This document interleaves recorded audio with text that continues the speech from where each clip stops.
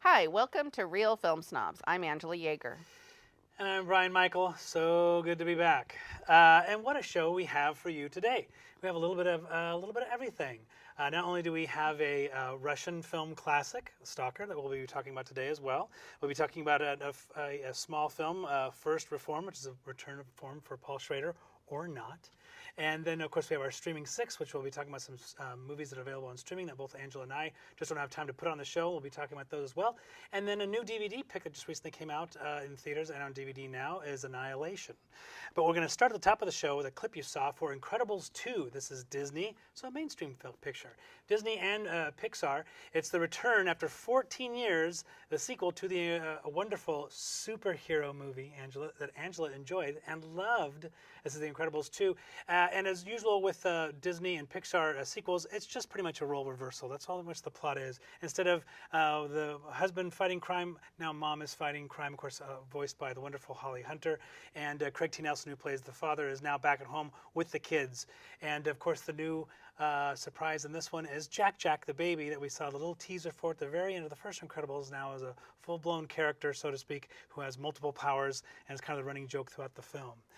The first thing I'll say about this one is an absolutely beautiful looking film, not just because of the really cool mod styling. They kind of go with the 60s kind of cool look, but there's a scene at the very beginning of the film where they're stuck inside a large piece of machinery that has red lights, and the red and the light in there is just absolutely astounding. It was so good. I wanted some more scenes actually in there. But it's very entertaining. I saw this one just last night, very late, and it certainly kept me awake. It's a lot of fun. Yeah, I can recommend it. The first Incredibles movie is one of my favorite Pixar movies. A superhero movie. It's a superhero movie that I like, and I have liked other superhero movies, and I think animation. But and you we've loved talked this about one. this. We've talked about this animation. I think more superhero movies, if they're going to make them, should be animated. I think it lends itself well to that format because they can do unbelievable things. Because you can do anything in animation, really. And so when Elastigirl wraps her body around a subway, it's cool, and if they did that with CG with a human person, it would just look dumb to me. So that's one of the reasons. But they have in this case the new villain voiced by there's several new villains. The villain is called Screen Saver. Is that right? Screen Slaver, sorry. Screen Slaver. And so it's kind of an interesting theme because at first I'm like, so we're anti-screens and, too much screen time. And then I'm like, oh no, we're actually pro-screen. It was interesting sort of what the message was trying to do. It's a family movie, Angela. You don't have to jump in so deep on that one. That's one of the problems I did have actually with the movie because there's a twist on who the villain is. Really? It's not really a twist. No, it is not. I saw this is the person came on the screen and went, oh, it's that one of the two, and it's probably going to be that one because it'll be an extra twist on the twist, and that I saw it coming a mile away, which was a little disappointing with Pixar because usually their storytelling is a lot smarter than that. Yeah, it was a little bit predictable, and I thought it ran a little bit long. Elastigirl, voiced by Holly Hunter, continues to be one of my favorite characters. Yes. Jack's very cute, and then of course they have their daughter who's now a full-grown teenager, and she's in full teenager mode, being voiced about boys and how her superhero powers kind of mixes with the whole boys thing, and then they have their other son he's like, to me, the least interesting. Dash. And he's just fast. I guess that's his. He's just not that interesting as a superhero character to me. But I can recommend it, but it's 3 stars for me. It's not. Yeah. It's just not. It's hard. I think Pixar, their sequels have all been this one is not as disappointing as something like Cars 2. Well, I didn't actually like Cars 1, but a lot of their sequels, minus the Toy Story series, have been kind of disappointing. And, and I'm not really sure why that is, why they're not able to capture that magic before. But I almost feel like maybe they should have just left well enough alone. But Yeah, no, I didn't mind. I liked the first one so much that I enjoyed this one. I got a 3.5. I just thought that there was the fault in there, but I enjoyed all of the characters, seeing them all again. I really do enjoy the voice acting and the animation. You know, even though it's been 14 years, I saw some clips from the first one, and it really shows. It looked great then, but now you can see how far they've come with the computer animation. I really enjoyed it, especially with a lot of the mainstream films that are out there right now. I mean, what are you gonna go do? See Solo? No one is. And Well, some people are saying yeah. I haven't gotten around to that one either, or Ocean's 8. So this is a nice, you know, it's a fun movie, and that's kind It's of a what good you one for expect the summer, yeah. For the summer, yeah. I wish it was a little further into the summer because it always seems like they stack them heavy ahead of time, and summer keeps moving further back. And I look at August, and there isn't that too much out there now. It doesn't, or so it feels to me. Oh, and those for people who are fans and go see the Pixar movies in theaters, and you still have a little bit of bad taste in your mouth from the short film that wasn't very short that they showed before Coco, the Frozen knockoff thing that was Olaf's Frozen Adventure, which was horrible and went on for what seemed like eternity. The short before this one is actually really cute, and it's really well done, and I liked it a lot. So, and it's actually short, but it's also a beautiful little story as well. So, so that's something to look forward to. I always forget about that. Okay, so we'll move on to our next movie, which is First Reformed. This is a return to form, possibly, for Paul Schrader. Let's take a look at the clip. Okay, so this stars Ethan Hawke as a man of the cloth who's dealing with some inner struggles as well as some outer ones that we see in the film. There is actually a young parishioner that comes to him played by, Amanda Seyfried. Amanda Seyfried, there you go. Played by Amanda Seyfried. That's her husband is actually struggling with some issues that he has. He sits down and speaks with her. And then I don't want to give too much away because of what happens is very profound, and there's some inner struggles that he has. Of course, this is by Paul Schrader, who wrote Taxi Driver, one of my all-time favorite films. And it's kind of been, you know, the second half of his career has just kind of been a hodgepodge, kind of like, you know, Brian De Palma. Just either when he's really good, and when he's not, it's just kind of, might be interesting, or a film of just kind of to watch maybe a slight car wreck on screen with Lindsay Lohan, perhaps. But if you're a big fan of Diary of a Country Priest, which we are, Winter Hour, which we were as well, or Debt, this is a film that's going to be you're going to absolutely enjoy this film. Again, with Ethan Hawke, I do want to mention that I do like the roles that he's been picking as of late, the past 5-6 years. I always find I'm drawn to them and want to see what he's doing because he's picking some really interesting roles. I enjoyed this film very much so. I thought that the camera work on it, not in terms of the angles, but just the camera placement. There were so many times where it was a very interesting spot to put the camera. I thought the church was absolutely gorgeous. It looked absolutely incredible. And with Ethan Hawke, they didn't do a lot of glamorous lighting. You can see now, purposely in this film, all of the lines on his face, because this is a man who's had a lot of worry and a lot of regret and a lot of things that he's gone through and he's still struggling with that we see. And of course, he has health problems too. So it's not really a glamorous looking film for him. I really enjoyed the film. I hate to sit there and say, but the ending, I just, you know, it was very artistic, and they really went for it, and I love that. If you're going to do it, you might as well jump in all the way. Right. I just found that we were going along so well. I really wish they kind of would have stuck with the story that they had, instead of going with some interpretation or a metaphorical situation. Yeah, well, and it's interesting because you mentioned Debt, Winter. I thought it was Winter Light. Is it Winter Hours? Is it Winter Light or Winter Hours? I have Hours written down. Okay, and Diary of a Country Priest. So those are no small feat. I mean, those are great references for those who are not film people. Those are maybe 3 of some of the greatest films ever made. Or Debt. You know, I didn't think about it till later, but the ending of this film is very much like the ending of Debt. But I feel like that film pulls it off better because Debt is also, like First Reformed, this very kind of almost, I won't say, it's not sterile, that's not the right word, but it's very contained, you know, it's very quiet, and the character himself, he's very contained, and it's this very like spiritual type thing, and Debt has that feeling too. There's a lot of theology and philosophy in this film. So people that love theology and, you know, talking about religious issues, there's a lot of that in this film. Not in a bad way. I found it all very fascinating. Oh, yeah. But in Debt, you know, that Dreyer, who's one of the greatest filmmakers of all time, you know, brings this into this and then totally changes everything at the end, and it comes as this revelation and this shock and a moment of awe and inspiration. Here, I just kind of went, huh, what? You know, it didn't have the impact I think he wanted it to have. It's the one thing to do something in front of a green screen, you know, like in a big budget film, but when it looks like something that's done in a karaoke video, it just looked really, really bad when they did the Magical Mystery Tour. The background looked terrible. Oh. As opposed to, well, that's not the you kind of have to see the movie to understand what I'm talking about, but when they were laying on the floor together and her hair drapes down over theirs, that was very powerful to me. Then all of a sudden to have this happen where they went on this mystical journey, I didn't like that. The ending, I didn't mind too much. I kind of rather leaves it for, I don't know, I would rather had not leaving it for my interpretation. I like to have seen what he went because I was kind of following along and he steered the entire time. Oh, so you didn't like the open ending. Interesting. Well, this is one of the first films I can think of that is exploring this juxtaposition of the issue of climate change and Christianity, and you know, I love and faith. that. It's very interesting. It's a very strong climate change film, and it's not that Schrader. And Schrader has a lot to say about climate change. He also has a lot to say about issues of faith and spirituality and people's role in that type. And you know, and it's not a one. I wouldn't say different characters are portrayed in different ways. It's not it's this way only, or this is the only perspective to have. He presents multiple perspectives in the film, which I found very interesting.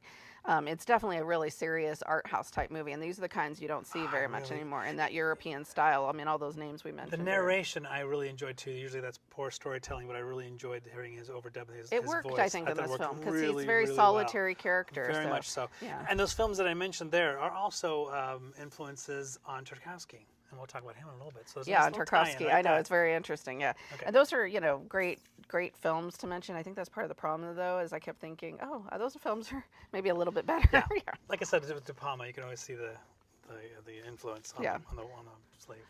Okay, so we'll move on to our next segment, which is the Streaming Six, which we haven't done in a while here on Real Film Snobs, but this is where Brian and I bring you six films total, 3 each, that are available somewhere on a streaming service. And we try not to advertise for specific ones, so you'll just have to hunt them down, but they're usually on the big ones, you know, they're not obscure little sites out there anywhere that we're going to recommend. And we decided not legal ones anyway. They're all legal. They're all legal ones, and they're all the big ones. You guys know what those mean. Yeah.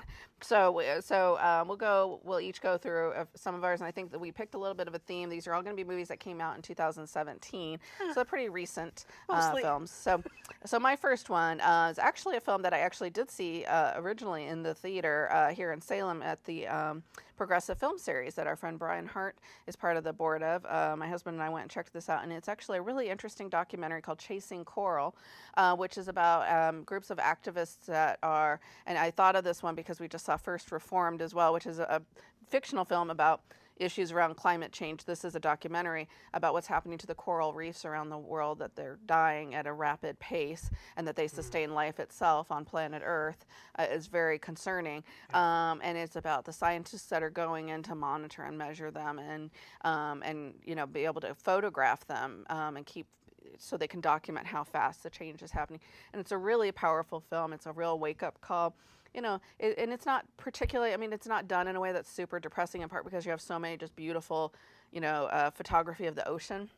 And so it's hard just not to be in awe of all the majestic wonders underneath the ocean. But yes, there's some very grim facts and information in here. But it's one of the more well-done films of this type, of these kind of environmental documentaries that I've seen recently.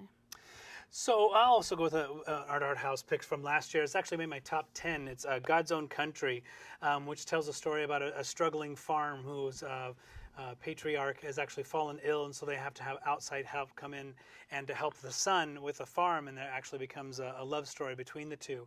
It's photographed beautifully. The story itself isn't just focusing on the relationship. It certainly isn't a cute beat. It certainly focuses on them as well as the history or the future of the farm and farming itself, and so you always get to learn a little something in there. But I was really excited to see that it was available online from the streaming services, so if you've missed it, because it was only in theaters for just just a blip. It did really well overseas, actually, and it got BAFTA nominations. Yeah. But if you haven't seen it, please seek this one Yes, out. for It's sure. a wonderful little film. It was also in my top 10 as well, an excellent That's choice. So this next one is a film that I would not have known about, except for I follow a lot of other film critics on Twitter, and quite a few of them were saying, you have to see this. Netflix has, just said the name of the company, they buried it, but it's a great film. It's called My Happy Family, and it's from the country, it's from Georgia, the country, not the state. And it's about a woman, middle-aged woman, who lives with her whole family. So it's her parents, all of her 3 adult children, and her husband. And one day we kind of see a little bit of a setup of her life, and then one day she just up and leaves. She just decides, I'm going to go and move out and get my own apartment. And it causes all this consternation in the family. And in a very traditional patriarchal society, what she's doing, she doesn't cut off ties with her family. She just says, I don't want to live with any of you people anymore. Wow. And it's very interesting, and it's a great film. So mine is directed right at Angela. It's a movie starring Kate Blanchett and Idris Elba, and you have not seen this film. I don't know why you hadn't seen it, because you like them, and as a completionist, you will eventually have to see Thor Ragnarok. It is available, and ever since it's been available in the past week, I've had it on every single day while I was doing housework or chores around the house, or just sat and watched it. It's one of the funniest films of last year. It's a big, huge production. It gets me amped every time I get to watch it. I thoroughly enjoy this movie. If there was a superhero movie that you're going to sit and watch because you haven't been enjoying them, I swear, I'm telling you, you're going to enjoy that one, but it'll be a while. Yeah, I don't know. It'll be a long while. Okay. Next pick is another documentary. It's called Bombshell, the Hedy Lamarr story, and it's about the famous bombshell actress Hedy Lamarr, who was really big in the 30s and 40s, and like Marilyn Monroe in a way, very much known for her beautiful look. She was just stunning to look at.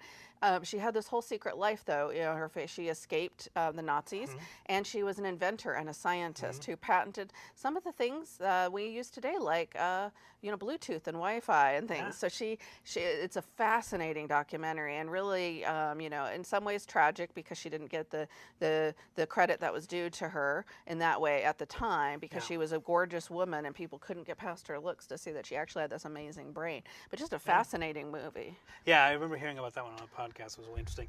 So I'm going to break from the 2017 because I recently watched Kramer versus Kramer.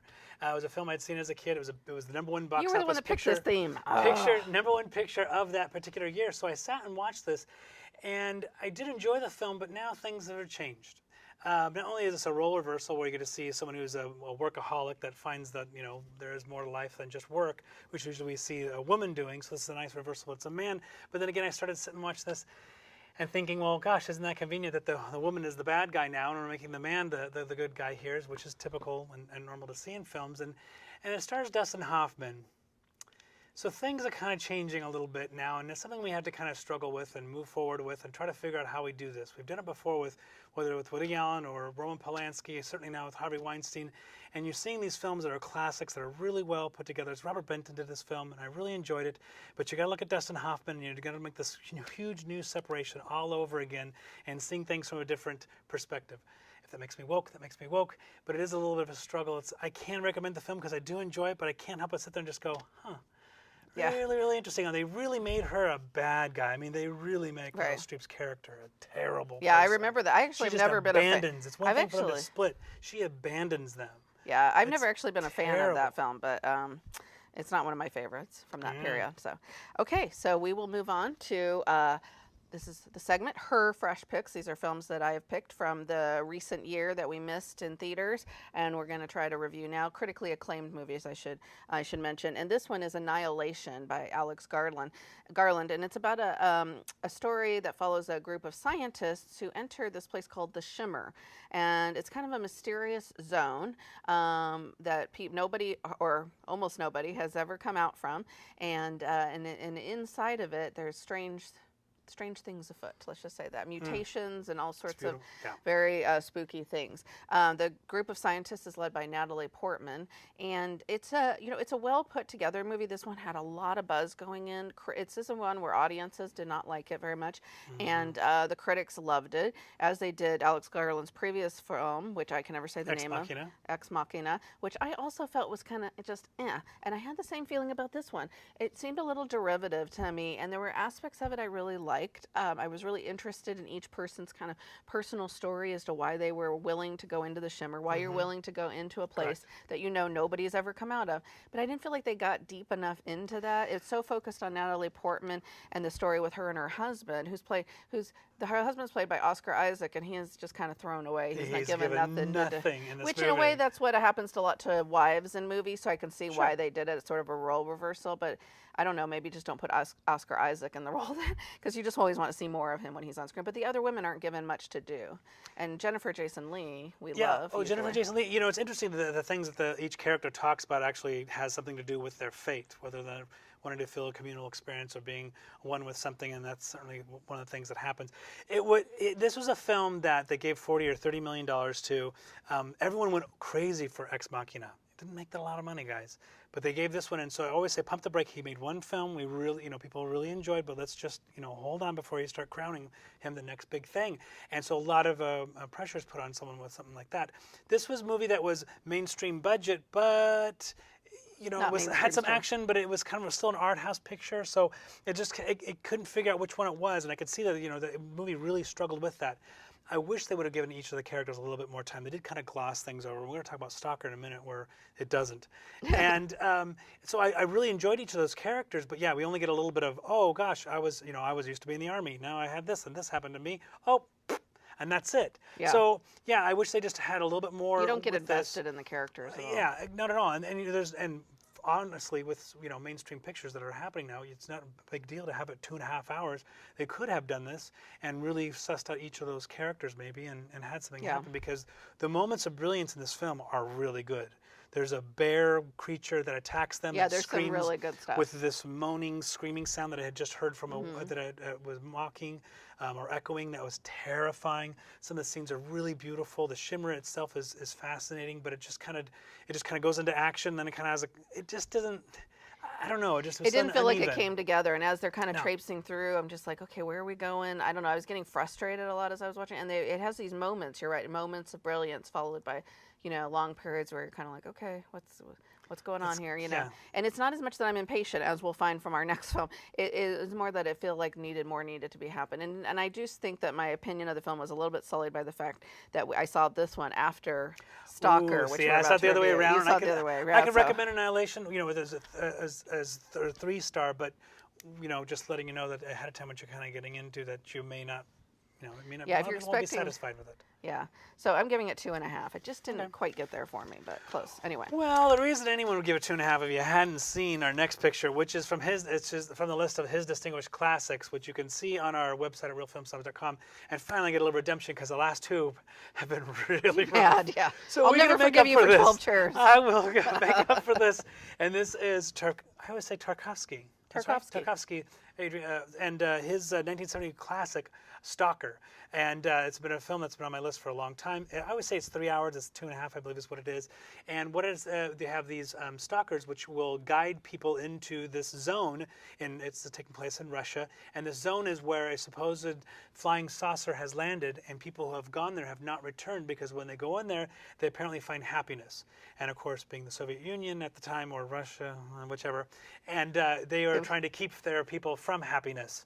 Is one of the so they have all these military folks set up outside the zone. So they've got all this, and there actually is a little bit of action in this film, which really blew me away. It moved fast paced, where they were going into the well, that's the only scene of action. That was exciting.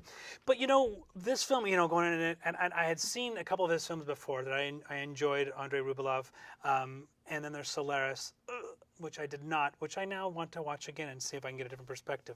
This film is very slow-paced, and it starts with just very, very slow pans. I mean, you really have to fast-forward this movie on VHS to be able to see any of the camera movements. But it starts off with a sepia tone that immediately caught me. I mean, this movie, the camera moves an inch an hour, and I was already in. And it already just tells its story just by panning over people that are in this bed. Absolutely amazing. And then they go on this long journey, and they have these conversations and they see these different things. It's just It's such a beautiful film, but I love the black and white, the sepia tone look of that. I thought that was gorgeous. When they get into the zone, it turns into a color film, which looks great too. But this was something I won't forget anytime soon. This is an amazing experience. Yeah, this is a classic. This is a great film, and it is. It's interesting because in the Russians, Eisenstein in a way invented montage, and here we see Tarkovsky completely rejecting the idea of montage. Completely. No, there are almost no cuts in this film. There's 140. I looked this up. 142 shots in the film that last 163 minutes. That's it. That's not very many shots. I mean, it is very slow in the best way possible. It looks gorgeous. It's one of the most gorgeous films I've ever seen, I think. And it also has a real psychological effect. The characters are so interesting to look at. They don't say a lot, but you just want to know more about them, particularly the lead character, the Stalker himself. One of the articles I was reading about today about this film, they said that Tarkovsky managed to make the human head look like a sculpture in this film. And you could see that with his several scenes. Yeah, it's art. Every scene is a shot of art. It really is. It is amazing to me. And, he had a really hard time getting this movie made, and he reshot it 3 times, which is incredible to think about, but it is a masterpiece. And as you see with the zone, you go into the zone and weird things happen. So where I'm watching Annihilation and I'm like, this story seems awfully familiar. So it's funny that that was a total coincidence that we happened to watch Stalker. And then I said, we should review Annihilation because from what I've read, the story seems similar. The story is directly ripped off from this movie. There's no... Yeah, Annihilation is definitely based on a book, though, which I'm This sure one is also based on a book, a different book called Roadside Picnic. There is a funny thing here. The Russians, or the Soviet Union originally, disliked this movie so much they asked Tarkovsky if he would edit it because they said, you need to make it a little faster pace because that's what people want. And his comment back, which I just love, was, I only care about the views of 2 people. One's name is Bresson and the other's name is Bergman. And that's all he said. That's what his response back was, which is so classic. And this is the last film he made in the Soviet Union. After this, he was like, I'm done. I can't make movies in here anymore. So he made 2 more in Western Europe. So a masterpiece. Yeah, absolute masterpiece. We can highly, highly recommend that one. So let's see. We both can recommend The Incredibles 2. Nothing fantastic in terms of what Angela had seen, but First Reform we can recommend as well. We had our streaming 6 picks. I can recommend Annihilation. Angela was not able to. Certainly you can subscribe. Do click the little button on the bottom of the screen that says subscribe on YouTube. You can like us on Facebook. You can follow us on Twitter. You can listen to us on KMUZ. You can watch us on Corvallis. You can watch us in Silverton. You can go on our website at realfilmsnobs.com and submit a viewer's pick. I haven't forgotten anything. We have a wonderful, wonderful crew, of course, we always want to thank, and we want to thank you, the viewer. So have a great day and great movies.